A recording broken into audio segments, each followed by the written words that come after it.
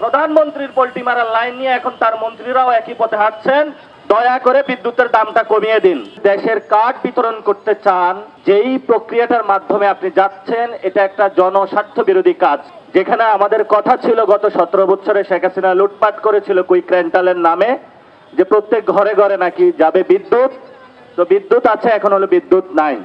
তো গণ অভ্যুত্থানের পরে আমাদের একটি কথা ছিল যে আমরা বিদ্যুৎ স্বল্প মূল্যে পাবো, বাংলাদেশ একটা পরিবর্তনের জায়গায় যাবে। তাহলে এখন কি হচ্ছে, জনগণের পকেটের টাকা কেটে নিয়ে আপনি যদি দেশের কার্ড বিতরণ করতে চান, যেই প্রক্রিয়াটার মাধ্যমে আপনি যাচ্ছেন এটা একটা জনস্বার্থ বিরোধী কাজ।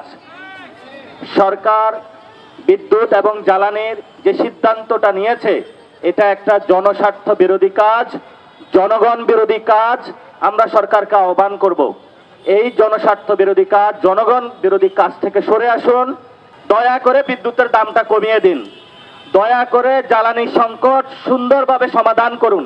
এটা আপনি একা পারবেন না, সকল দলমত, সিভিল সোসাইটি সবাইকে নিয়ে বসুন। জ্বালানি সংকট একটা বৈশ্বিক সংকট। গোয়ার্তুমি করে আপনি জ্বালানি সংকট মিটাইতে পারবেন না বাংলাদেশে। এবং সরকার যদি গোয়ার্তুমির পথে হাঁটে তাহলে জ্বালানি সংকটের কারণে বাংলাদেশের অনেক মানুষ বিপর্যস্ত হবে। এবং জ্বালানি যাদেরকে মন্ত্রিত্ব দেওয়া হয়েছে, একজনের নাম হলো টুকু সাহেব। উনি কয়েকদিন আগে দেখলাম টকশোতে হলে মানুষকে জোর জোরে হলে ধমকায়। এই ধমকানো মন্ত্রী বলেছিল যে 2 বছর পর্যন্ত বাংলাদেশে নাকি কোন জ্বালানি সংকটের জায়গায় কোনো দাম বৃদ্ধি হবে না। এই 2 মাস না 1 মাসের মাথায় সে পোল্টি মেরে এই সরকারের মধ্যে হলো তারা আবার বিদ্যুৎ এবং ডিজেল, অক্টেন থেকে শুরু করে সকল কিছু দাম বাড়ালো।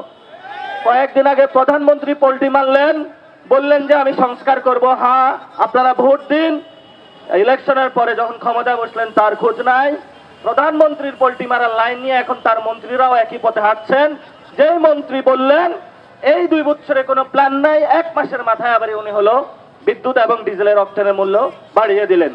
এই সরকার হলো একটা পোল্টিবাজ সরকার। এই পোল্টি মারার সরকার হলো জনগণকে দিয়ে সকালে এক কথা বলে, দুপুরে আরেক কথা বলে, রাতে আরেক কথা বলে। আমরা শুনতে পাচ্ছি IMF এবং বিশ্ব ব্যাংকের একটা ঋণ আছে, যেটার কারণে নাকি তারা প্রতিনিয়ত সরকারকে পুশ করছে। যেই সরকার হলো যাতে বিদ্যুতের দামটা বাড়ায়। আপনি টাকার সোর্সিং করবেন, সেই সোর্সিংটা যদি আমার গলায় আপনি হাত দেন, সেটার ক্ষেত্রে তো সরকার সাহেব আপনার সাথে আমার বাঁধবে লড়াই। আমি গ্রামে ছিলাম এই ঈদে, 5 দিন ছিলাম। 5 দিনের নামে নাম মাত্র মূল্যে হলো কারেন্ট এসেছে।